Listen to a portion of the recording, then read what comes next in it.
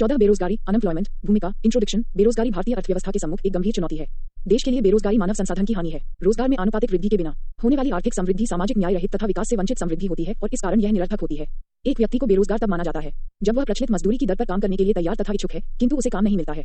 दूसरे शब्दों में, जब समाज में प्रचलित पारिश्रमिक पर भी काम करने के इच्छुक एवं सक्षम व्यक्तियों को कोई कार्य नहीं मिलता, तब ऐसे व्यक्तियों को बेरोजगार तथा ऐसी समस्या को बेरोजगारी की समस्या कहा जाता है।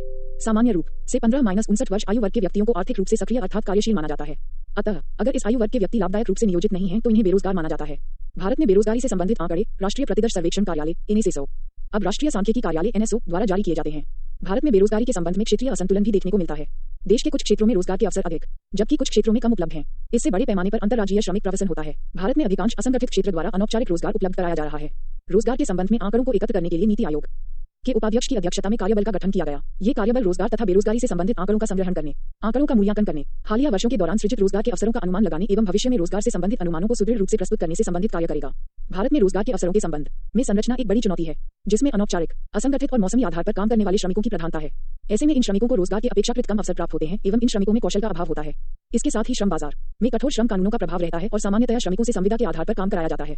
भारत में बढ़ती बेरोजगारी की समस्या को देखते हुए सरकार द्वारा कई योजनाओं जैसे मनरेगा, पंडित दीनदयाल उपाध्याय श्रमेव जयते कार्यक्रम, प्रधानमंत्री युवा योजना, प्रधानमंत्री रोजगार सृजन कार्यक्रम इत्यादि को प्रारंभ किया गया है, ताकि लोगों को अधिक से अधिक रोजगार मिले। भारत में बेरोजगारी का वर्गीकरण, प्रकार, classifications, types of unemployment in India. Bharat में बेरोजगारी के मुख्यतः दो प्रकार देखे जा सकते हैं। बेरोजगारी के प्रकार शहरी बेरोजगारी, ग्रामीण बेरोजगारी, औद्योगिक बेरोजगारी, शिक्षित अदृश्य मौसमी बेरोजगारी, बेरोजगारी शहरी बेरोजगारी, अर्बन अनएम्प्लॉयमेंट। शहरी क्षेत्रों में मुख्य रूप से दो प्रकार की बेरोजगारी पाई जाती है, औद्योगिक बेरोजगारी, इंडस्ट्रियल अनएम्प्लॉयमेंट। औद्योगिक बेरोजगारी में वे लोग शामिल होते हैं जो लोग तकनीकी एवं गैर तकनीकी रूप से कार्य करने की क्षमता तो रखते हैं, परंतु बेरोजगार हैं। औद्योगिक क्षेत्र में बेरोजगारी की समस्या जनसंख्या में तीव्र वृद्धि के साथ साथ बढ़ती जाती है। योजना अवधि में आर्थिक दृष्टि से सक्रिय जनसंख्या में तेजी के साथ वृद्धि हुई है, जबकि आर्थिक विकास की दर उपयुक्त मात्रा में रोजगार के अवसर पैदा कर पाने में असमर्थ रही है। रोजगार की तलाश में बड़ी मात्रा में ग्रामीणों का शहरी क्षेत्रों में प्रवसन होता रहा है। इसके कारण शहरों में औद्योगिक क्षेत्रों में श्रमिकों की पूर्ति बढ़ती जाती है। देश में औद्योगिक बेरोजगारी में वृद्धि का कारण धीमी औद्योगिकरण प्रक्रिया तथा अनुपयुक्त तकनीक का प्रयोग है। शिक्षित बेरोजगारी, एजुकेटेड अनएम्प्लॉयमेंट, पढ़े लिखे लोगों द्वारा रोजगार न प्राप्त कर पाना शिक्षित बेरोजगारी कहलाती है, अर्थात ऐसे श्रमिक जिनके शिक्षण प्रशिक्षण में बड़ी मात्रा में संसाधन उपयोग किए जाते हैं तथा इन श्रमिकों की कार्य दक्षता भी अन्य श्रमिकों से अधिक होती है। ऐसे रोजगार विहीन श्रमिकों को शिक्षित बेरोजगार कहते हैं। भारत में शिक्षित वर्ग में बेरोजगारी की समस्या काफी गंभीर है। भारत में शिक्षित बेरोजगारी के निम्नलिखित कारण हैं। देश में शिक्षण संस्थाओं जैसे विश्वविद्यालय, कॉलेजों, स्कूलों आदि की संख्या में वृद्धि होने के कारण शिक्षित लोगों की संख्या में वृद्धि होना। भारत में शिक्षा प्रणाली रोजगार प्रेरक नहीं बल्कि उपाधि प्रेरक है, अर्थात भारत में शिक्षा व्यवस्था दोषपूर्ण है। 259 दृष्टि पब्लिकेशंस। भारत में रोजगार के अवसरों में उतनी वृद्धि नहीं हुई है जितनी शिक्षित लोगों की संख्या में वृद्धि हुई है, अर्थात शिक्षित लोगों की मांग व पूर्ति में असंतुलन पाया जाता है। ग्रामीण बेरोजगारी, रूरल अनएम्प्लॉयमेंट। ग्रामीण क्षेत्रों में मुख्यतः दो प्रकार की बेरोजगारी पाई जाती है, प्रच्छन्न अदृश्य बेरोजगारी, डिस्गाइज अनएम्प्लॉयमेंट। कृषि क्षेत्र में प्रच्छन्न बेरोजगारी की समस्या अत्यधिक पाई जाती है। प्रच्छन्न बेरोजगारी वह है जिसमें किसी कार्य को करने के लिए जितने श्रमिकों की आवश्यकता होती है उससे अधिक श्रमिक काम पर लगे हुए होते हैं। अदृश्य बेरोजगार उसे कहा जाता है जिसमें लोग देखने में तो काम में लगे होते हैं, परंतु यदि उन्हें उत्पादन क्रिया से अलग कर दिया जाए तो कुल उत्पादन पर कोई प्रभाव नहीं पड़ेगा तथा उत्पादन पूर्ववत ही बना रहेगा, अर्थात यहाँ पर सीमांत उत्पादन शून्य होता है। इस प्रकार की बेरोजगारी में श्रमिकों व्यक्तियों की उपस्थिति एवं अनुपस्थिति का उत्पादन पर कोई प्रभाव नहीं पड़ता है। मौसमी बेरोजगारी, सीजनल अनएम्प्लॉयमेंट। एक वर्ष के किसी मौसम या कुछ महीनों के लिए किसी व्यक्ति को रोजगार मिलना तथा शेष महीनों या मौसम में कार्य नहीं मिलना मौसमी बेरोजगारी कहलाता है। भारत के ग्रामीण क्षेत्रों में मौसमी बेरोजगारी अधिक पाई जाती है। भारत की लगभग 48% जनसंख्या कृषि एवं संबद्ध क्षेत्रों में कार्यरत है। कृषि एक मौसमी व्यवसाय है, अर्थात कृषि में मौसम के अनुसार फसलें बोई जाती हैं। खाली मौसम में अक्सर कृषि में कार्यरत किसान बेरोजगार रहते हैं। ग्रामीण क्षेत्रों में कृषि के अतिरिक्त और भी कई मौसमी कार्य हैं, जैसे ईंटों के भट्टे, गन्ना पेराई इत्यादि के क्षेत्र में कार्य, जिनमें मौसमी बेरोजगारी की समस्या पाई जाती है। बेरोजगारी के अन्य प्रकार, अदर टाइप्स ऑफ अनएम्प्लॉयमेंट। खुली बेरोजगारी, ओपन अनएम्प्लॉयमेंट। खुली बेरोजगारी एक ऐसी स्थिति है जिसमें श्रमिक काम करने के लिए तैयार होता है तथा उसमें काम करने की आवश्यक योग्यता भी होती है, परंतु उसे काम नहीं मिलता है, वह पूरे समय के लिए बेकार रहता है। संरचनात्मक बेरोजगारी, स्ट्रक्चरल अनएम्प्लॉयमेंट। अल्प रोजगार, अंडर एम्प्लॉयमेंट। बेरोजगारी जब एक श्रमिक को जितने समय काम करना चाहिए उससे कम समय के लिए काम मिलता है अथवा इसे वर्ष में कुछ महीनों समय के लिए बेकार रहना पड़ता है या श्रमिक को उसकी क्षमता के कार्य नहीं मिलता है, तो इस अवस्था को अल्प रोजगार की अवस्था। संरचनात्मक बेरोजगारी वह बेरोजगारी है जो अर्थव्यवस्था में संरचनात्मक परिवर्तन के कारण उत्पन्न होती है। संरचनात्मक बेरोजगारी अर्थव्यवस्था में औद्योगिक ढांचे के पिछड़ेपन, सीमित पूंजी, पुरानी उत्पादन तकनीकी इत्यादि के कारण होती है। यह एक दीर्घकालीन समस्या है। संरचनात्मक परिवर्तन मुख्य रूप से दो प्रकार के होते हैं। प्रौद्योगिकी एवं उत्पादन तकनीक में परिवर्तन के फलस्वरूप पुराने तकनीकी कारीगरों की आवश्यकता नहीं रहती, वे बेरोजगार हो जाते हैं। मांग के प्रतिमान में परिवर्तन के फलस्वरूप कुछ उद्योग बंद हो जाते हैं और श्रमिकों को उद्योगों से बाहर कर दिया जाता है। 260 कहा जाता है। अल्प रोजगार दो प्रकार का होता है। दृश्य अल्प रोजगार, विजिबल अंडर एम्प्लॉयमेंट अनुसार इस अवस्था में लोगों को काम करने के सामान्य घंटों से कम काम मिलता है। जैसे भारत में एक व्यक्ति सामान्यतः 8 घंटे काम करता है, यदि उसे अपनी इच्छा के विरुद्ध केवल 4 घंटे काम करना पड़े तो इस अवस्था को दृश्य अल्प रोजगार कहा जाएगा। अदृश्य अल्प रोजगार, इनविजिबल अंडर एम्प्लॉयमेंट। इस अवस्था में लोग काम तो पूरा समय करते हैं, परंतु उनकी आय बहुत कम होती है अथवा उन्हें ऐसे काम करने पड़ते हैं जिनमें उनकी योग्यता का पूरा उपयोग नहीं हो पाता। अदृश्य अल्प रोजगार वह स्थिति है जिसमें श्रमिकों व्यक्तियों को उनकी योग्यता के अनुसार बहुत निम्न स्तर का कार्य मिलता है, जैसे एक M.A. पास व्यक्ति को चपरासी का काम करना पड़े तो वह अदृश्य अल्प रोजगार कहलाएगा। संघर्षात्मक घर्षणात्मक बेरोजगारी, फ्रिक्शनल अनएम्प्लॉयमेंट। ये बेरोजगारी उस समय विशेष के दौरान उत्पन्न होती है जब श्रमिक एक उत्पादन प्रक्रिया से दूसरी प्रक्रिया की ओर चले जाते हैं, अर्थात विभिन्न व्यवसायों में श्रमिकों की गतिशीलता में अपूर्णता के कारण ये बेरोजगारी उत्पन्न होती है। एक व्यक्ति एक व्यवसाय से दूसरे व्यवसाय में जाने के लिए इच्छुक होता है, परंतु नए व्यवसाय कार्यों के लिए उसे आवश्यक प्रशिक्षण प्राप्त करना होता है। इस प्रकार परिवर्तन की प्रक्रिया के दौरान वह श्रमिक व्यक्ति कुछ समय के लिए बेरोजगार हो जाता है। इसे ही संघर्षात्मक बेरोजगारी कहते हैं। अर्थव्यवस्था के आर्थिक ढांचे में होने वाले परिवर्तन एवं उत्पादन प्रक्रिया में होने वाले परिवर्तन एवं प्रौद्योगिकी परिवर्तन के कारण संघर्षात्मक बेरोजगारी उत्पन्न होती है। इस प्रकार यह बेरोजगारी विकास के परिणामस्वरूप उत्पन्न होती है। चक्रीय बेरोजगारी, साइक्लिकल अनएम्प्लॉयमेंट, ये बेरोजगारी अर्थव्यवस्था में चक्रीय उतार चढ़ावों के कारण उत्पन्न होती है। आर्थिक तेजी के दौरान आर्थिक गतिविधियों का स्तर ऊंचा हो जाता है और इसके फलस्वरूप रोजगार की मात्रा भी बढ़ जाती है। इसके विपरीत आर्थिक मंदी वह अवस्था है जिसमें कुल मांग बहुत अधिक मात्रा में गिर जाती है, जिससे उत्पादन तथा रोजगार में काफी कटौती होती है। चक्रीय बेरोजगारी मुख्यतया व्यापार चक्र से संबंधित होती है। ये बेरोजगारी सामान्यतया अस्थायी प्रकृति की होती है। आर्थिक क्रियाओं में वृद्धि होने के परिणामस्वरूप ये बेरोजगारी समाप्त हो जाती है। बेरोजगारी की अवधारणाएं, कॉन्सेप्ट्स ऑफ अनएम्प्लॉयमेंट। सामान्य स्थिति बेरोजगारी, यूजुअल स्टेटस अनएम्प्लॉयमेंट। सामान्य स्थिति बेरोजगारी एक व्यक्ति दर है एवं ये दीर्घकालीन बेरोजगारी से संबंधित आंकड़ों को प्रदर्शित करती है। इसके अंतर्गत लोगों अंतर्गत किसी व्यक्ति की पिछले 7 दिनों में से प्रतिदिन की गतिविधियों की सामान्य गतिविधियों के बारे में जानने का प्रयास किया जाता है। दैनिक स्थिति बेरोजगारी, डेली स्टेटस अनएम्प्लॉयमेंट, इसमें यह जानने का प्रयास किया जाता है कि सर्वेक्षण में शामिल व्यक्तियों किसी से कितने रोजगार में हैं, बेरोजगार हैं अथवा श्रम शक्ति से बाहर हैं। प्रति सप्ताह कुल श्रम दिनों से अनुपात है। यह एक समय दर है। इसके दैनिक स्थिति बेरोजगारी प्रति सप्ताह बेरोजगारी के श्रम दिनों का इसमें सामान्यतया सर्वेक्षण से पहले के 1 वर्ष के आंकड़ों का अध्ययन किया जाता है। इसके अंतर्गत यदि व्यक्ति 365 दिनों में से 183 दिन या इससे अधिक दिन रोजगार में नियोजित है तो उसे श्रम बल में माना जाता है, और यदि वह 183 दिनों से रोजगाररत नहीं है तो उसे श्रम बल से बाहर माना जाता है। इस प्रकार प्रदर्शित बेरोजगारी जीर्ण अथवा दीर्घकालीन बेरोजगारी को प्रदर्शित करती है। साप्ताहिक स्थिति बेरोजगारी, वीकली स्टेटस अनएम्प्लॉयमेंट। साप्ताहिक स्थिति बेरोजगारी भी एक व्यक्ति दर है जो पिछले 7 दिनों सप्ताह में किसी व्यक्ति की सामान्य गतिविधियों को प्रदर्शित करती है। इसके अंतर्गत यदि व्यक्ति इन 7 दिनों में 1 घंटा भी कार्य प्राप्त करने में समर्थ रहता है तो उसे रोजगार में मान लिया जाता है। श्रम आपूर्ति, लेबर सप्लाई एवं कार्यों का अध्ययन किया जाता है। इसके अंतर्गत यदि कोई व्यक्ति किसी दिन 1 घंटे से अधिक एवं 4 घंटे से कम काम करता है तो उसे आधे दिन कार्यरत माना जाएगा, और 4 घंटों से अधिक काम करने पर वह व्यक्ति पूरे दिन कार्यरत माना जाता है। दैनिक स्थिति बेरोजगारी बेरोजगारी की सर्वोत्तम माप प्रस्तुत करती है। सामान्य सैद्धांतिक एवं सहायक स्थिति दृष्टिकोण, usual principal and subsidiary status approach UPSS. इस दृष्टिकोण के अनुसार यदि कोई व्यक्ति पिछले 12 महीनों में 30 दिन या उससे अधिक दिनों के लिए आर्थिक गतिविधियों में नियोजित अथवा रोजगाररत है तो उसे रोजगार में माना जाता है। अन्य महत्वपूर्ण अवधारणाएं, श्रम आपूर्ति से अभिप्राय श्रमिकों की उस संख्या से है जिसमें वे एक दी हुई मजदूरी दर पर अपनी आपूर्ति करने के लिए तैयार हैं। मजदूरी दर में परिवर्तन होने से श्रम की आपूर्ति में परिवर्तन होता है। मजदूरी की दर अधिक होने पर श्रम आपूर्ति में वृद्धि हो जाती है। श्रम आपूर्ति को सामान्यतया काम के घंटों के रूप में मापा जाता है। श्रम बल, लेबर फोर्स, इससे अभिप्राय व्यक्तियों की उस संख्या से है जिसमें वे वर्तमान मजदूरी दर पर काम के योग्य एवं इच्छुक हैं। कार्यबल, वर्कफोर्स, कार्यबल से अभिप्राय वास्तव में काम करने वाले व्यक्तियों से है, न कि उन व्यक्तियों से जो काम करने के इच्छुक हैं किंतु काम नहीं कर रहे। कार्यबल श्रम बल उन व्यक्तियों की संख्या जो काम नहीं कर रहे किंतु काम करने के इच्छुक हैं। इक्वल्स बेरोजगार व्यक्तियों की संख्या इक्वल्स श्रम बल। कार्यबल श्रम बल भागीदारी दर, labour force participation rate, LFPR, श्रम बल भागीदारी दर प्रति 1000 व्यक्तियों में श्रम बल में शामिल व्यक्तियों की संख्या होती है। श्रम बल भागीदारी दर LFPR इक्वल्स रोजगार प्राप्त व्यक्तियों की संख्या जोड़ बेरोजगार व्यक्तियों की संख्या गुना 1000 कुल जनसंख्या श्रमिक कामगार जनसंख्या अनुपात वर्कर पॉपुलेशन रेशियो। श्रमिक कामगार जनसंख्या अनुपात प्रति 1000 व्यक्तियों में रोजगार प्राप्त व्यक्तियों की संख्या होती है। श्रमिक जनसंख्या अनुपात इक्वल्स रोजगार प्राप्त व्यक्तियों की संख्या गुना 1000 कुल जनसंख्या। बेरोजगारी दर, अनएम्प्लॉयमेंट रेट। बेरोजगारी दर से अभिप्राय श्रम बल में प्रति 1000 व्यक्तियों पर कुल बेरोजगार व्यक्तियों की संख्या से है। बेरोजगारी दर इक्वल्स बेरोजगार व्यक्तियों की संख्या गुना 1000। श्रम बल का आकार सहभागिता दर इक्वल्स कुल कार्यबल x 100 कुल जनसंख्या। स्टैंडर्ड वर्ष 8 घंटे प्रतिदिन काम के साथ 273 दिन कार्य करने को हम स्टैंडर्ड वर्ष कहते हैं। इस धारणा के अनुसार यदि कोई व्यक्ति प्रतिदिन 8 घंटे कार्य के साथ 273 दिनों तक रोजगार में है तो उसे हम पूर्ण रोजगार युक्त कहेंगे। 261 श्रम आपूर्ति से अभिप्राय विभिन्न मजदूरी दरों के अनुरूप श्रम की आपूर्ति से है। श्रम की आपूर्ति का माप मनुष्य दिनों, मैन डेज के रूप में किया जाता है और इसका अध्ययन सदैव मजदूरी दर के संदर्भ में किया जाता है। काम करने वालों की संख्या स्थिर रहते हुए भी श्रम की आपूर्ति कम या अधिक हो सकती है, क्योंकि श्रम की आपूर्ति को मनुष्य दिनों या व्यक्ति दिनों, परसेंटेज के रूप में मापा जाता है। उदाहरण स्वरूप एक व्यक्ति दिन से अभिप्राय 8 घंटे का काम है। श्रम बल से अभिप्राय है वास्तव में काम कर रहे या काम करने के इच्छुक व्यक्तियों की संख्या। इसका मजदूरी दर से कोई संबंध नहीं होता है, क्योंकि इसे व्यक्तियों की संख्या के रूप में न कि व्यक्ति दिनों के रूप में मापा जाता है। इसलिए श्रम बल का आकार तब बढ़ता या घटता है जब वास्तव में काम करने वालों या काम करने के इच्छुक व्यक्तियों की संख्या बढ़ती या घटती है। बेरोजगारी का आधार, बेसिस ऑफ अनएम्प्लॉयमेंट। यदि कोई व्यक्ति किसी वर्ष में इष्टतम पूर्ण रोजगार या घंटे या दिन से कम काम करता है तो उसे हम समय आधार पर बेरोजगार कहेंगे। यदि कोई वांछित न्यूनतम स्तर से कम आय अर्जित करता है तो उसे आय कसौटी पर बेरोजगार कहेंगे। यदि कोई व्यक्ति वर्तमान में लगे हुए काम से अधिक कार्य करने के लिए इच्छुक है तो उसे इच्छुकता के आधार पर बेरोजगार कहेंगे।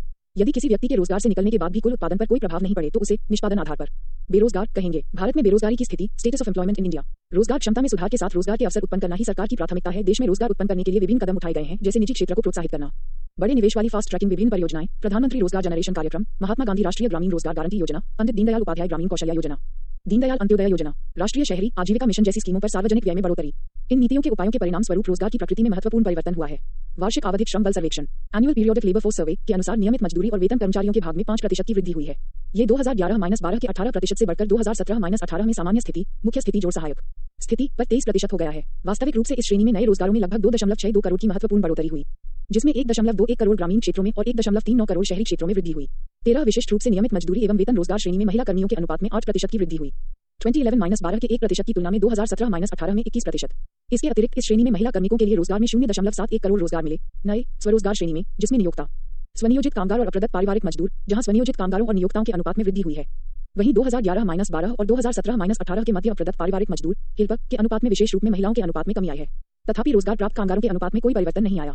इस अवधि के दौरान ये 52% बना रहा। अनियत श्रेणी के कामगारों के वितरण में ग्रामीण क्षेत्रों में गिरावट दर्ज की गई है। ये 2011-12 के 30% से 5% घटकर 2017-18 में 25% हो गया। राष्ट्रीय सांख्यिकी कार्यालय रोजगार और बेरोजगारी सर्वेक्षण (NSO) EUS आवधिक श्रम बल सर्वेक्षण PLFS के अनुमानों के अनुसार उत्पादक आयु समूह 15-59 वर्ष के लिए महिला श्रम बल सहभागिता दर सामान्य स्थिति के अनुसार मुख्य स्थिति जोड़ सहायक स्थिति गिरावट का रुझान दर्शाती है। महिला श्रम बल सहभागिता वर्ष 2011-12 में 33.1% से 7.8% गिरकर 2017-18 में 25.3% रह गई। हालांकि महिला श्रम बल सहभागिता दर शहरी क्षेत्रों की तुलना में ग्रामीण क्षेत्रों में उच्चतर है। गिरावट की दर भी शहरी क्षेत्रों की तुलना में ग्रामीण क्षेत्रों में उच्चतर है। जहां महिलाएं भारत की आबादी का लगभग आधा हिस्सा है, वहीं श्रम बाजार में इनकी सहभागिता लगभग 1/3 है। आवधिक श्रम बल सर्वेक्षण राष्ट्रीय प्रतिदर्श सर्वेक्षण कार्यालय periodic labour force survey national sample survey office PLFS के मुख्य बिंदु बेरोजगारी दर। इससे पता चलता है कि बेरोजगारी दर वर्ष 2020-21 में गिरकर 4.2% हो गई, जबकि वर्ष 2019-20 में ये दर 4.8% थी। ग्रामीण क्षेत्रों में 3.3% तथा शहरी क्षेत्रों में 6.7% की बेरोजगारी दर दर्ज की गई। श्रम बल भागीदारी दर LFPR जनसंख्या में श्रम बल अर्थात काम करने वाले या काम की तलाश करने वाले या काम के लिए उपलब्ध में व्यक्तियों का प्रतिशत पिछले वर्ष के 40.1% से बढ़कर वर्ष 2020-21 के दौरान 41.6% हो गया। श्रमिक जनसंख्या अनुपात WPR ये पिछले वर्ष के 38.3% से बढ़कर 39.8% हो गया। प्रवासन दर 28.9% है। ग्रामीण और शहरी क्षेत्रों में महिलाओं की प्रवास दर क्रमशः 48% और 47.8% थी। अन्य प्रमुख बिंदु बेरोजगारी दर। बेरोजगारी दर को श्रम बल में बेरोजगार व्यक्तियों के प्रतिशत के रूप में परिभाषित किया गया है। श्रम बल करंट वीकली स्टेटस CWS के अनुसार श्रम बल का आशय सर्वेक्षण की तारीख से पहले एक सप्ताह में औसत नियोजित या बेरोजगार व्यक्तियों की संख्या से है। CWS दृष्टिकोण शहरी बेरोजगारी PLFS CWS के दृष्टिकोण पर आधारित है। CWS के तहत एक व्यक्ति के बेरोजगार तब माना जाता है यदि उसने सप्ताह के दौरान किसी भी दिन 1 घंटे के लिए भी काम नहीं किया, लेकिन इस अवधि के दौरान किसी भी दिन कम से कम 1 घंटे के लिए काम की मांग की या काम उपलब्ध था। श्रमिक जनसंख्या अनुपात WPR को जनसंख्या में नियोजित व्यक्तियों के प्रतिशत के रूप में परिभाषित किया गया है। अधिक नियत समय अंतराल पर श्रम बल डेटा की उपलब्धता के महत्व को ध्यान में रखते हुए राष्ट्रीय सांख्यिकी कार्यालय NSO ने अप्रैल 2017 में आवधिक श्रम बल सर्वेक्षण PLFS की शुरुआत की। विश्व रोजगार सामाजिक दृष्टिकोण प्रवृत्ति 2022 world employment social outlook trends 2022 अंतर्राष्ट्रीय श्रम संगठन ILO ने world employment and social outlook trends WESO trends 2022 शीर्षक से एक रिपोर्ट जारी की। रिपोर्ट के मुताबिक रोजगार स्थिति काफी नाजुक बनी हुई है, क्योंकि भविष्य में महामारी को लेकर अनिश्चित स्थिति बनी हुई है। World employment and social outlook trends में वर्ष 2022 और वर्ष 2023 के लिए व्यापक श्रम बाजार अनुमान भी शामिल हैं। यह आकलन बताता है कि दुनिया भर में श्रम बाजार में किस प्रकार सुधार हुआ है और जो महामारी से उबरने के लिए विभिन्न राष्ट्रीय दृष्टिकोणों को दर्शाता है और श्रमिकों तथा आर्थिक क्षेत्रों के विभिन्न समूहों पर प्रभावों का विश्लेषण करता है। प्रमुख बिंदु वैश्विक बेरोजगारी वर्ष 2023 तक पूर्व कोविड-19 स्तरों से ऊपर रहने की आशंका है। वर्ष 2019 के 186 मिलियन की तुलना में वर्ष 2022 में ये 207 मिलियन होने का अनुमान है। भारतीय अर्थव्यवस्था वर्ष 2022 में यह उनके पूर्व महामारी स्तर से लगभग 2% कम होगा, जो कि 52 मिलियन पूर्णकालिक नौकरियों के नुकसान के बराबर है। ये घाटा वर्ष 2021 में ILO के पूर्वानुमान से दोगुना है। अनुमान है कि वर्ष 2022 में लगभग 40 मिलियन लोग वैश्विक श्रम शक्ति में भाग नहीं लेंगे। ये प्रभाव विकासशील देशों के लिए विशेष रूप से गंभीर रहा है, जिन्होंने महामारी से पहले भी उच्च स्तर की असमानता और अधिक भिन्न कार्य परिस्थितियों तथा कमजोर सामाजिक सुरक्षा दायित्वों का अनुभव किया था। कई निम्न और मध्यम आय वाले देशों के पास टीकों की पहुंच कम है और संकट को दूर करने के लिए सरकारी बजट का विस्तार करने की सीमित गुंजाइश है। रिपोर्ट में श्रमिकों और देशों के समूहों के बीच होने वाले संकट के प्रभाव में भारी अंतर की चेतावनी दी गई है, जबकि विकास की स्थिति की परवाह किए बिना ये लगभग हर राज्य के आर्थिक, वित्तीय एवं सामाजिक बनावट को कमजोर कर रहा है। श्रम बलों की घरेलू आय और सामाजिक और राजनीतिक सामंजस्य के लिए संभावित दीर्घकालिक परिणामों के साथ क्षतिपूर्ति हेतु अधिक समय की आवश्यकता है। कुछ क्षेत्र जैसे यात्रा और पर्यटन विशेष रूप से बुरी तरह प्रभावित हुए हैं, जबकि अन्य क्षेत्र जैसे कि सूचना प्रौद्योगिकी से संबंधित क्षेत्र फले फूले हैं। श्रम बाजार संकट से महिलाएं पुरुषों की तुलना में अधिक प्रभावित हुई हैं और यह जारी रहने की संभावना है। शिक्षा और प्रशिक्षण संस्थानों के बंद होने से युवाओं, खासकर उन लोगों के लिए जिनके पास इंटरनेट नहीं है, दीर्घकालीन प्रभाव पड़ेगा। व्यापक श्रम बाजार में सुधार के बिना इस महामारी से कोई वास्तविक रिकवरी नहीं हो सकती है। सतत रिकवरी संभव है, लेकिन यह अच्छे काम के सिद्धांतों पर आधारित होना चाहिए, जिसमें स्वास्थ्य और सुरक्षा, समानता, सामाजिक सुरक्षा और सामाजिक संवाद शामिल हैं। नए श्रम बाजार का पूर्वानुमान भारत जैसे देश के लिए नीति नियोजन हेतु महत्वपूर्ण हो सकता है, जहां अधिकांश काम अनौपचारिक है, ताकि आगे रोजगार संबंधी नुकसान और काम के घंटों में कटौती को रोका जा सके। Centre for monitoring Indian economy की report of centre for monitoring Indian economy जनवरी 2019 में centre for monitoring Indian economy द्वारा बेरोजगारी से संबंधित जारी आंकड़ों के अनुसार वर्ष 2018 में लगभग 11 मिलियन लोग बेरोजगार हुए हैं। इस रिपोर्ट के अनुसार दिसंबर 2018 में भारत की बेरोजगारी दर 7.4% थी, जो कि पिछले 15 महीने में सबसे अधिक थी। रिपोर्ट के अनुसार वर्ष 2017 में रोजगार में नियोजित व्यक्तियों की संख्या 407.9 मिलियन थी, जो कि वर्ष 2018 में कम होकर 397 मिलियन हो गई है। इस प्रकार भारत में बेरोजगारों की संख्या लगातार बढ़ रही है और दिसंबर 2018 को समाप्त हुए वर्ष में इसमें 11 मिलियन की पर्याप्त वृद्धि 263 हुई है। वर्ष 2018 के दौरान ग्रामीण और शहरी दोनों क्षेत्रों में बड़ी संख्या में लोग बेरोजगार हुए हैं, लेकिन शहरी क्षेत्रों की तुलना में ग्रामीण क्षेत्रों में बेरोजगारी अधिक बढ़ी है। वर्ष 2018 के दौरान ग्रामीण भारत में लगभग 9.1 मिलियन नौकरी पेशा वाले लोग बेरोजगार हुए हैं, जबकि शहरी भारत में ये संख्या लगभग 1.8 मिलियन थी। कुल नौकरी खोने वालों में लगभग 84% लोग ग्रामीण भारत से हैं। इन बेरोजगारों में मुख्यतया अशिक्षित, दिहाड़ी मजदूर, खेतिहर मजदूर और छोटे व्यापारी सम्मिलित हैं। वर्ष 2018 के दौरान 11 मिलियन नौकरी खोने वालों में लगभग 8.8 मिलियन महिलाएं एवं लगभग 2.2 मिलियन पुरुष हैं। 8.8 मिलियन महिलाओं में 2.3 मिलियन शहरी क्षेत्रों से एवं 6.5 मिलियन ग्रामीण क्षेत्रों से संबंधित हैं। इस रिपोर्ट के अनुसार शहरी क्षेत्रों में रहने वाले पुरुषों को नौकरी नहीं खोनी पड़ी है, बल्कि इसके विपरीत शहरी क्षेत्रों में लगभग आधा मिलियन पुरुषों को नौकरियां, रोजगार प्राप्त हुआ है।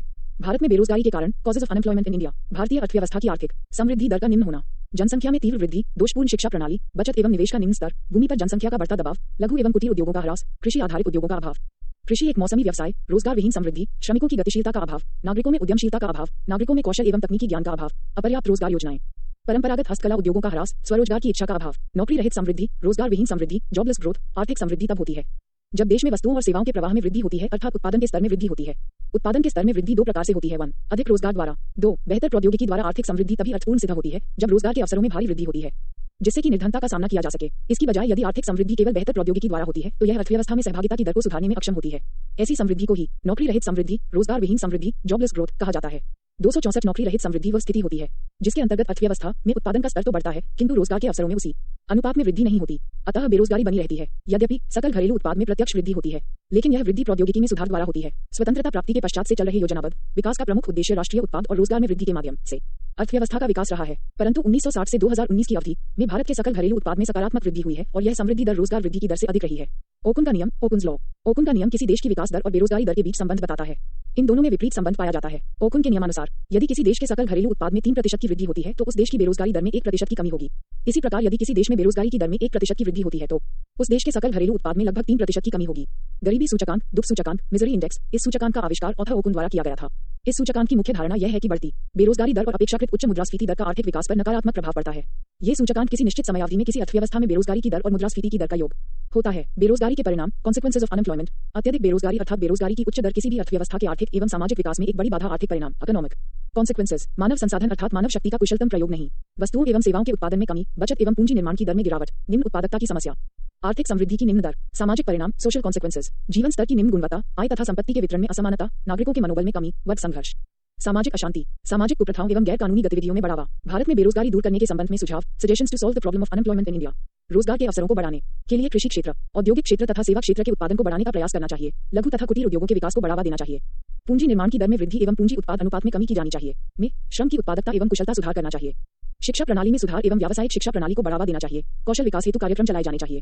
कृषि क्षेत्र में बहुफसलों को बढ़ावा देना चाहिए। इसके साथ ही बागवानी व वाणिज्यिक फसलों को भी बढ़ावा देना चाहिए। मत्स्य पालन एवं पशुपालन आदि गतिविधियों को बढ़ावा देना चाहिए। सहकारी उद्योगों को प्रोत्साहित किया जाना चाहिए। स्वरोजगार को बढ़ावा देना तथा स्वरोजगार में लगे लोगों को सहायता प्रदान की जानी चाहिए। उत्पादन की तकनीक देश के संसाधनों एवं आवश्यकताओं के अनुसार होनी चाहिए। पूंजी प्रधान तकनीक के स्थान पर श्रम प्रधान तकनीक का प्रयोग किया जाना चाहिए। योजनाओं में रोजगार के कार्यक्रमों को महत्व देना चाहिए। बेरोजगारी से संबंधित सरकारी योजनाएं एवं कार्यक्रम, government programmes and schemes related to unemployment. प्रधानमंत्री श्रम योगी मानधन योजना, प्रधानमंत्री श्रम योगी मानधन PMSYM योजना फरवरी 2019 में प्रधानमंत्री श्रम योगी मानधन PMSYM योजना श्रम एवं रोजगार मंत्रालय द्वारा आरंभ की गई। यह असंगठित क्षेत्र के श्रमिकों के लिए एक पेंशन योजना है जिसकी घोषणा अंतरिम बजट में मंत्रालय द्वारा की गई थी। इससे असंगठित क्षेत्र के लगभग 42 करोड़ श्रमिकों को लाभ मिलने की संभावना है। इस योजना के पात्र 18-40 वर्ष की आयु समूह के घरेलू कामगार, street vendor, mid day meal श्रमिक, सिर पर बोझा ढोने वाले श्रमिक, ईंट भट्टा मजदूर, चमकार, कचरा उठाने वाले, धोबी, रिक्शा चालक, भूमिहीन मजदूर, खेतिहर मजदूर, निर्माण मजदूर, बीड़ी मजदूर, हथकरघा मजदूर, ऑडियो वीडियो श्रमिक तथा इसी तरह के अन्य व्यवसायों में संलग्न ऐसे श्रमिक होंगे जिनकी मासिक आय 15,000 रुपए या उससे कम है। पात्र व्यक्ति को नई पेंशन योजना, कर्मचारी राज्य बीमा निगम और कर्मचारी भविष्य निधि संगठन के लाभ के अंतर्गत कवर न किया गया हो तथा उसे आयकर दाता नहीं होना चाहिए। भारतीय अर्थव्यवस्था PMSYM के अंतर्गत प्रत्येक अभिदाता को 60 वर्ष की उम्र पूरी होने के बाद प्रति महीने न्यूनतम 3,000 रुपए की निश्चित पेंशन मिलेगी। यदि पेंशन प्राप्ति के दौरान अभिदाता सब्सक्राइबर की मृत्यु हो जाती है तो लाभार्थी को मिलने वाली पेंशन की 50% राशि फैमिली पेंशन के रूप में लाभार्थी के जीवनसाथी स्पाउस को मिलेगी। परिवार पेंशन, फैमिली पेंशन केवल जीवनसाथी के मामले में लागू होती है। यदि लाभार्थी ने नियमित अंशदान किया है और किसी कारणवश उसकी मृत्यु 60 वर्ष की आयु से पहले हो जाती है तो लाभार्थी का जीवनसाथी योजना में शामिल होकर नियमित अंशदान करके योजना को जारी रख सकता है या योजना से बाहर निकलने और वापसी के प्रावधानों के अनुसार योजना से बाहर निकल सकता है। अभिदाता का अंशदान उसके बचत बैंक खाता, जनधन खाता से ऑटो डेबिट सुविधा के माध्यम से किया जाएगा। PMSYM योजना में शामिल होने की आयु से 60 वर्ष की आयु तक अभिदाता को निर्धारित अंशदान राशि देनी होगी। PMSYM 50:50 के अनुपात के आधार पर एक स्वैच्छिक तथा अंशदायी पेंशन योजना है जिसमें निर्धारित आयु, विशेष अंशदान, एज और स्पेसिफिक कंट्रीब्यूशन लाभार्थी द्वारा किया जाएगा। PMSYM केंद्र की योजना है जिसका संचालन श्रम और रोजगार मंत्रालय द्वारा किया जाएगा तथा भारतीय जीवन बीमा निगम और CSCS के माध्यम से लागू किया जाएगा। प्रधानमंत्री कर्मयोगी मानधन योजना, प्रधानमंत्री कर्मयोगी मानधन स्कीम, प्रधानमंत्री कर्मयोगी पेंशन योजना की घोषणा बजट 2019-20 के अंतर्गत की गई है। ये छोटे खुदरा व्यापारियों और दुकानदारों के लिए एक पेंशन योजना है। कोई भी दुकानदार और खुदरा व्यापारी जो GST के तहत पंजीकृत है और जिसका सालाना कारोबार 1.5 करोड़ तक है, इस योजना के तहत आवेदन कर सकता है। इस नई पेंशन योजना में 3 करोड़ से अधिक लाभार्थी शामिल होंगे। इस योजना में 18-40 आयु वर्ग के व्यापारी शामिल हो सकते हैं। पेंशन योजना के अंतर्गत 60 वर्ष की आयु प्राप्त करने के बाद लाभार्थियों को 3,000 रुपए मासिक दिए जाएंगे। यह एक समान पेंशन प्रीमियम योगदान योजना है जिसमें केंद्र सरकार लाभार्थी के खाते में एक समान राशि का योगदान करेगी। इस योजना के कार्यान्वयन के लिए नोडल एजेंसी जीवन बीमा निगम LIC है। इस योजना में आवेदन करने हेतु 3,25,000 कॉमन सर्विस सेंटर्स CSCS की स्थापना की गई है। 265 दृष्टि पब्लिकेशंस अटल पेंशन योजना, अटल पेंशन योजना APY बेरोजगारी से तैयार की जाएगी जो कि पहले से निर्धारित वस्तुनिष्ठ मानदंडों भारत सरकार ने सभी भारतीयों विशेष रूप से गरीबों कम सुविधा आधारित होगी। निरीक्षण के 72 घंटे के भीतर रिपोर्ट को इंटरनेट प्राप्त लोगों, असंगठित क्षेत्र के कामगारों और अनौपचारिक श्रमिकों के लिए 1 जून 2015 से अटल पेंशन योजना नामक एक पेंशन योजना शुरू की है। अपलोड कर दिया जाएगा। प्रशिक्षु प्रोत्साहन योजना, अप्रेंटिस प्रोत्साहन योजना, सरकार प्रशिक्षु प्रोत्साहन योजना। प्रशिक्षण के पहले 2 वर्षों के दौरान अटल पेंशन योजना स्वैच्छिक आवधिक अंशदान आधारित पेंशन प्रशिक्षुओं को भुगतान किए गए मानदेय राशि का 50% लौटाकर प्रणाली है। इस योजना के तहत कोई भी व्यक्ति 60 वर्ष की आयु के बाद 1000 रुपए से लेकर 5000 रुपए तक की मासिक पेंशन ले सकता है। यह उसके अंशदान पर निर्भर करता है। अल्पविराम अटल पेंशन योजना में 18-40 वर्ष तक की आयु के व्यक्ति शामिल हो सकते हैं। पंडित दीनदयाल उपाध्याय श्रमेव जयते कार्यक्रम। पंडित दीनदयाल उपाध्याय श्रमेव जयते कार्यक्रम 16 अक्टूबर 2014 को भारत सरकार की अत्यंत महत्वाकांक्षी योजना के रूप में पंडित दीनदयाल उपाध्याय श्रमेव जयते कार्यक्रम का शुभारंभ किया गया। इस कार्यक्रम के तहत 5 योजनाएं आरंभ की गई। इन योजनाओं का उद्देश्य औद्योगिक विकास और आसान व्यवसाय हेतु अनुकूल माहौल बनाना और श्रमिकों को प्रशिक्षण देने के लिए सरकारी सहायता को बढ़ाना है। पंडित दीनदयाल उपाध्याय श्रमेव जयते कार्यक्रम का क्रियान्वयन भारत सरकार के श्रम एवं रोजगार मंत्रालय द्वारा किया जा रहा है। कार्यक्रम की 5 योजनाएं समर्पित श्रम सुविधा पोर्टल, डेडिकेटेड श्रम सुविधा पोर्टल। इस पोर्टल के अंतर्गत सरकार लगभग 6 लाख फर्मों को श्रम पहचान संख्या अथवा लेबर आइडेंटिफिकेशन नंबर लिन उपलब्ध कराएगी। निर्माण इकाइयों और अन्य प्रतिष्ठानों को मदद करेगी। पुनर्गठित राष्ट्रीय स्वास्थ्य बीमा योजना रिवैम्प्ड राष्ट्रीय स्वास्थ्य बीमा योजना, असंगठित क्षेत्र के श्रमिकों को स्मार्ट कार्ड उपलब्ध कराना, जिनमें 2 सामाजिक सुरक्षा योजनाओं का विवरण होगा। विदित है कि पंडित दीनदयाल उपाध्याय श्रमेव जयते कार्यक्रम दरअसल मेक इन इंडिया विजन का ही एक अहम हिस्सा है। इस कार्यक्रम से बड़ी संख्या में युवाओं के कौशल विकास का रास्ता साफ होगा और इसके साथ ही भारत द्वारा आने वाले वर्षों में काबिल कर्मचारियों की वैश्विक जरूरतों को पूरा करने का अवसर भी मिलेगा। प्रधानमंत्री कौशल विकास योजना, प्रधानमंत्री कौशल विकास योजना, प्रधानमंत्री कौशल विकास योजना PMKVY युवाओं के कौशल प्रशिक्षण के लिए एक मुख्य योजना है।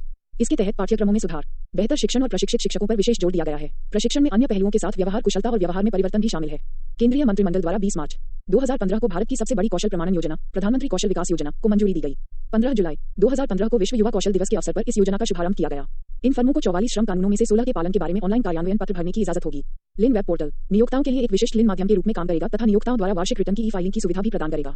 शिकायतों का पोर्टल के माध्यम से समयबद्ध निस्तारण किया जाएगा। सार्वभौमिक खाता संख्या यूनिवर्सल अकाउंट नंबर UAN सार्वभौमिक खाता संख्या के अंतर्गत भविष्य निधि में योगदान करने वाले सभी लोगों के लिए ऑनलाइन जानकारी उपलब्ध कराई जाएगी। इसमें कर्मचारियों का अपना पोर्टेबल, परेशानी मुक्त और ऐसा भविष्य निधि खाता होगा जिस तक कहीं से भी पहुंचा जा सकता है। आकस्मिक निरीक्षण योजना रैंडम इंस्पेक्शन स्कीम आकस्मिक निरीक्षण योजना श्रम निरीक्षण में पारदर्शिता लाने के लिए लाई गई है। निरीक्षणों की एक कंप्यूटरीकृत सूची। आकस्मिक तरीके 266 प्रधानमंत्री कौशल विकास योजना का क्रियान्वयन कौशल विकास और उद्यमिता मंत्रालय के दिशा निर्देशन में राष्ट्रीय कौशल विकास निगम के द्वारा किया जा रहा है। इसके अंतर्गत कौशल प्रशिक्षण नेशनल स्किल क्वालिफिकेशन फ्रेमवर्क और उद्योग द्वारा तय मानदंडों पर आधारित होगा। प्रमुख घटक लघु अवधि प्रशिक्षण।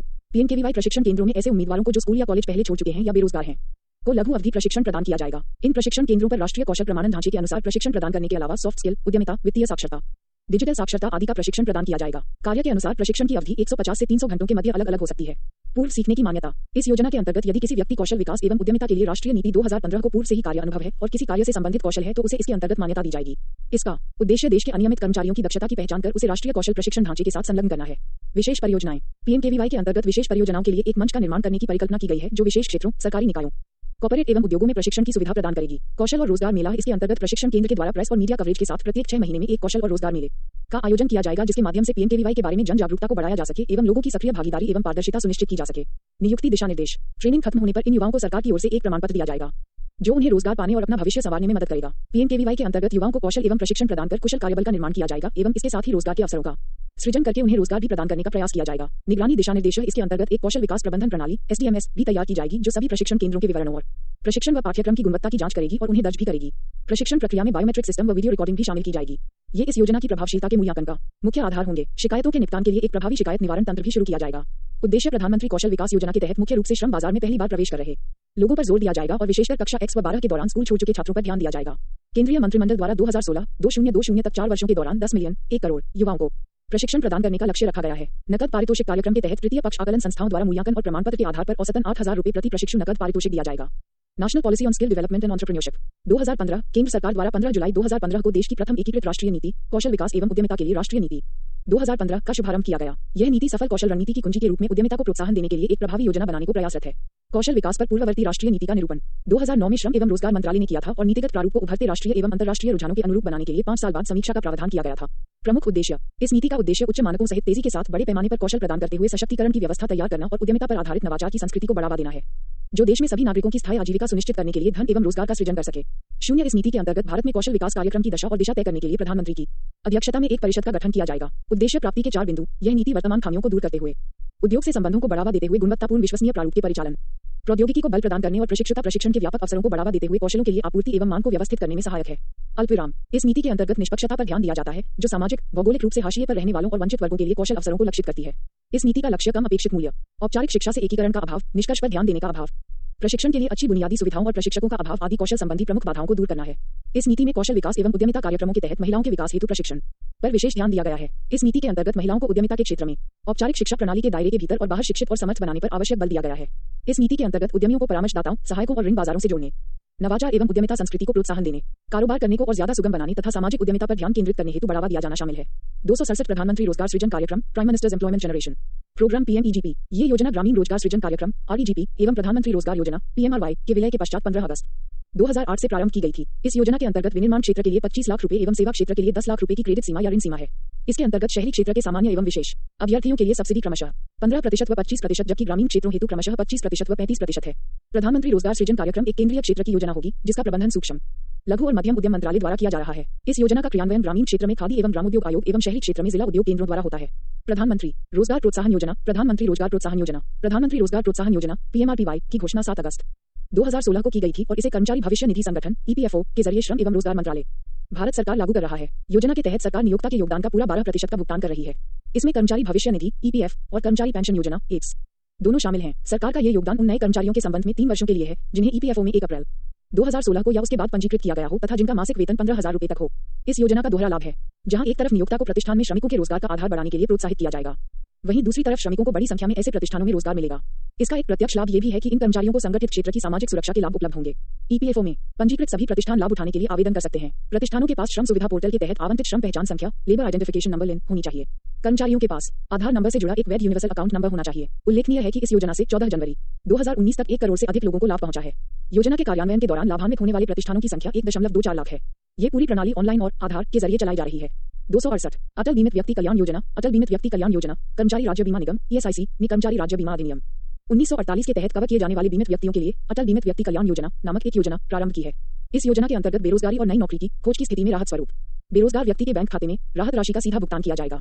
इसके अंतर्गत जो बेरोजगार व्यक्ति नया रोजगार खोज रहा है उसे नकद लाभ उसकी पिछली नौकरी के 90 दिनों की औसत आय के 25% के बराबर दिया जाएगा। एक व्यक्ति के जीवन में एक बार ही इस तरह की मदद की जाएगी। इस योजना से लगभग 3.2 करोड़ बीमित व्यक्तियों को लाभ मिलेगा। ये योजना 1 जुलाई 2018 से प्रभावी मानी जाएगी। इस योजना को पायलट प्रोजेक्ट के रूप में 2 वर्षों के लिए शुरू किया गया है। इस योजना के लिए नोडल मंत्रालय श्रम एवं रोजगार मंत्रालय है। प्रधानमंत्री युवा योजना, प्रधानमंत्री युवा योजना, ये योजना कौशल विकास एवं उद्यमिता मंत्रालय MSDE की पहल है। इसके अंतर्गत मंत्रालय 5 वर्षों 2016-17 से 2020-21 की अवधि में 499.94 करोड़ रुपए की परियोजना लागत से 3050 संस्थानों के माध्यम से 7 लाख से अधिक प्रशिक्षुओं को उद्यमशीलता प्रशिक्षण और शिक्षा उपलब्ध कराएगा। Massive open online courses MOOCs के माध्यम से उच्च शिक्षा के 2200 संस्थान, 300 स्कूल, 500 ITS और 50 उद्यमिता विकास केंद्र प्रधानमंत्री युवा योजना के अधीन शामिल हैं। ये योजना सूचना और संरक्षक नेटवर्क, क्रेडिट इंक्यूबेटर और एक्सीलेटर तक आसान पहुंच और युवाओं के लिए एक मार्ग का सृजन करने में सहायता प्रदान करेगी। प्रधानमंत्री युवा योजना में उद्यमशीलता शिक्षा सिखाने की राष्ट्रीय और अंतर्राष्ट्रीय सर्वोत्तम प्रक्रियाएं शामिल हैं। महात्मा गांधी राष्ट्रीय ग्रामीण रोजगार गारंटी अधिनियम, Mahatma Gandhi national rural employment guarantee act MGNREGA, राष्ट्रीय ग्रामीण रोजगार गारंटी अधिनियम के रूप में। इसकी शुरुआत 2 फरवरी 2006 को आंध्र प्रदेश से की गई, जबकि यह अधिनियम संसद द्वारा सितंबर 2005 में ही पारित हो गया था। 2 अक्टूबर 2009 से इसका नाम बदलकर महात्मा गांधी राष्ट्रीय ग्रामीण रोजगार गारंटी अधिनियम MGNREGA कर दिया गया। ये कानून किसी वित्तीय वर्ष में प्रत्येक ग्रामीण परिवार के वैसे सभी वयस्क सदस्यों को जो अकुशल श्रम के लिए तैयार हों 100 दिनों के रोजगार, सूखा प्रभावित क्षेत्र और जनजातीय क्षेत्रों में 150 दिनों का रोजगार की गारंटी प्रदान करता है। इस कानून में ये प्रावधान है कि लाभार्थियों में कम से कम 33% महिलाएं होनी चाहिए। इस योजना का क्रियान्वयन ग्राम पंचायत द्वारा किया जाता है तथा लाभ प्राप्तकर्ता इकाई परिवार है। भारतीय अर्थव्यवस्था लगाकर और रेडी पटरी पर कारोबार करने वाले विक्रेताओं को कोविड-19 की वजह से बंद हुए अपने कारोबार को फिर से चालू करने ये योजना रोजगार पाने के कानूनी अधिकार के रूप में शुरू की में मदद मिलेगी। रेडी पटरी पर कारोबार करने वाले ये विक्रेता लोगों गई है, अतः यह अन्य योजनाओं से भिन्न है कि घरों तक सामान और सेवाओं की उपलब्धता सुनिश्चित करने में दिया महत्वपूर्ण भूमिका निभाते हैं। रोजगार पाने के लिए आवेदन के 15 दिनों के अंदर रोजगार जाएगा तथा ये रोजगार श्रमिक के निवास स्थान से 5 किलोमीटर के भीतर उपलब्ध होगा। यदि कार्य इससे अधिक दूरी पर उपलब्ध हो तो उसे परिवहन भत्ता भी दिया जाएगा। यदि इस समय सीमा के भीतर रोजगार नहीं प्रदान किया गया तो आवेदक को बेरोजगारी भत्ता प्राप्त होगा। कोविड-19 महामारी के कारण देश की औद्योगिक इकाइयों और संगठित क्षेत्र के व्यवसायों के अतिरिक्त असंगठित क्षेत्र और छोटे व्यापारियों को भारी आर्थिक नुकसान का सामना करना पड़ा है। देश में बड़े पैमाने पर असंगठित क्षेत्र के प्रमाणिक आंकड़े उपलब्ध न होने से इससे जुड़े लोगों को सहायता पहुंचाना एक बड़ी चुनौती रही है। साथ ही इस क्षेत्र संपूर्ण ग्रामीण रोजगार योजना SGRY तथा काम के बदले के लिए किसी विशेष आर्थिक तंत्र के अभाव में छोटे व्यापारियों को अनाज योजना का इसमें विलय कर दिया गया है। मनरेगा के अंतर्गत ग्रामीण अवसंरचना के विकास से संबंधित क्षेत्रों जैसे जल संभरण, गांवों में सड़क निर्माण इत्यादि में रोजगार प्रदान किया जाता है। मनरेगा से लाभ, रोजगार में वृद्धि, महिलाओं तथा पिछड़े वर्गों का वित्तीय समावेशन, न्यूनतम मजदूरी की सुनिश्चितता, रहन सहन के स्तर में सुधार, प्राकृतिक संसाधनों का संरक्षण। नोट: मनरेगा गरीब ग्रामीणों और अकुशल लोगों को रोजगार प्रदान करके ग्रामीण गरीबी और बेरोजगारी से निपटने का एक सहायक और मार्गदर्शी कारक रहा है। वित्तीय वर्ष 2018-19 के दौरान इसके द्वारा 267.96 करोड़ व्यक्ति दिवस का सृजन किया गया है। कुल व्यक्ति दिवसों में से महिलाओं का व्यक्ति दिवस 54.6%, अनुसूचित जाति का 20.67% और अनुसूचित जनजाति का 17.4% है, जो कि मानदंडों से काफी ऊपर है। वित्तीय वर्ष 2018-19 के दौरान वैयक्तिक लाभार्थी योजनाओं से संबंधित किए गए कार्य कुल कार्यों का 66% रहा है और कृषि व संबद्ध कार्यों पर कुल व्यय का 63% व्यय किया गया है। वित्तीय वर्ष 2018-19 में मनरेगा के अंतर्गत काम करने वाले कुल परिवार लगभग 5.3 करोड़ थे और प्रत्येक परिवार को दिए गए रोजगार के औसत दिन 50.9 थे। प्रधानमंत्री स्वनिधि योजना पीएमएसवीए निधि योजना 1 जून 2020 को आवासन और शहरी कार्य मंत्रालय ministry of housing and urban affairs द्वारा छोटे दुकानदारों और फेरी वालों अर्थात रेहड़ी पटरी विक्रेताओं स्ट्रीट वेंडर्स को आर्थिक रूप से सहयोग प्रदान करने हेतु प्रधानमंत्री स्ट्रीट वेंडर्स आत्मनिर्भर निधि थे प्रधानमंत्री street vendors Atmanirbhar Nidhi underscore एसवीए निधि या पीएम स्वनिधि नामक योजना की शुरुआत की गई है। इस योजना के अंतर्गत रेहड़ी पटरी विक्रेताओं को विशेष सूक्ष्म ऋण सुविधा उपलब्ध कराई जाएगी। इस योजना से गली मोहल्ले में फेरी स्थानीय कर्जदारों से महंगी दरों पर ऋण लेना पड़ता है। पीएम स्वनिधि योजना के माध्यम से छोटे व्यापारियों को आसान शर्तों पर ऋण उपलब्ध कराकर ऐसे लोगों को कोविड-19 के कारण हुए नुकसान से उबरने में सहायता प्रदान की जा सकेगी। इस योजना के माध्यम से विभिन्न क्षेत्रों और पृष्ठभूमि के 50 लाख से अधिक लोगों को प्रत्यक्ष रूप से लाभ प्राप्त होगा। प्रमुख बिंदु इस योजना के तहत दुकानदार और छोटे कारोबारी अथवा रेहड़ी पटरी विक्रेता स्ट्रीट वेंडर 10,000 रुपए तक का कार्यशील पूंजी ऋण वर्किंग कैपिटल लोन ले सकते हैं। इस योजना के तहत प्राप्त हुई पूंजी को चुकाने के लिए 1 वर्ष का समय दिया जाएगा। विक्रेता इस अवधि के दौरान मासिक किस्तों के माध्यम से ऋण का भुगतान कर सकेंगे। ऋण प्राप्त करने के लिए आवेदकों को किसी प्रकार की जमानत या कोलेटरल की आवश्यकता नहीं होगी। कर्ज का समय पर या उससे पहले भुगतान करने पर 7% की दर से ब्याज सब्सिडी दी जाएगी, जिसे प्रत्यक्ष लाभ अंतरण योजना के तहत 6 माही आधार पर कर्ज लेने वाले के बैंक खाते में जमा करा दिया जाएगा। पीएम स्वनिधि योजना के तहत निर्धारित तिथि से पहले ऋण के पूर्ण भुगतान पर कोई जुर्माना नहीं लागू होगा। यदि कर्जदार किस्तों का भुगतान समय पर या समय से पहले करता है तो मंत्रालय उनका विश्वसनीयता सूचकांक तैयार करेगा, जिसके आधार पर वह 20,000 रुपए या उससे अधिक का सावधि ऋण हासिल करने के लिए पात्र होगा। इस योजना के तहत ऋण जारी करने की प्रक्रिया जुलाई 2020 से शुरू की जाएगी। इस योजना की अवधि मार्च 2022 तक थी, किंतु इसकी अवधि आगे बढ़ाते हुए दिसंबर 2024 कर दिया गया है। इस योजना के लिए सरकार द्वारा 5,000 करोड़ रुपए की राशि मंजूर की गई है। इस योजना को लागू करने में शहरी स्थानीय निकायों की महत्वपूर्ण भूमिका होगी। 269 इस तरह के ऋण अनुसूचित वाणिज्यिक बैंकों, क्षेत्रीय ग्रामीण बैंकों, लघु वित्तीय बैंकों, सहकारी बैंकों, गैर बैंकिंग वित्तीय कंपनियों, सूक्ष्म वित्त संस्थाओं और स्वयं सहायता समूह बैंकों द्वारा प्रदान किए जाएंगे। इन संस्थानों को जमीनी स्तर पर उनकी उपस्थिति और छोटे व्यापारियों व शहरों की गरीब आबादी के साथ निकटता के कारण इस योजना में शामिल किया गया है। योजना को पारदर्शी तरीके से लागू करने के लिए वेब पोर्टल से युक्त डिजिटल प्लेटफॉर्म बनाया गया है, जिस पर नियंत्रण के लिए एक मोबाइल ऐप भी बनाया जा रहा है।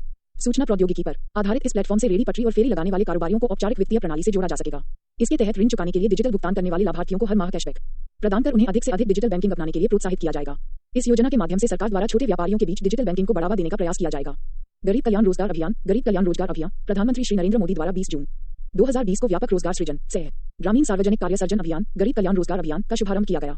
इसका उद्देश्य उन क्षेत्रों गांवों में आजीविका के अवसरों को सशक्त बनाना और नए अवसर प्रदान करना है, जहां विनाशकारी कोविड-19 से प्रभावित प्रवासी श्रमिक बड़ी संख्या में वापस लौट चुके हैं। वीडियो कॉन्फ्रेंस के जरिए इस अभियान का शुभारंभ 20 जून 2020 को ग्राम तेलिहार, ब्लॉक बेलदौर, जिला खगड़िया, बिहार से किया गया। प्रमुख बिंदु यह अभियान बिहार, उत्तर प्रदेश, झारखंड, ओडिशा, मध्य प्रदेश और राजस्थान इन 6 राज्यों के 116 जिलों में चलाया गया।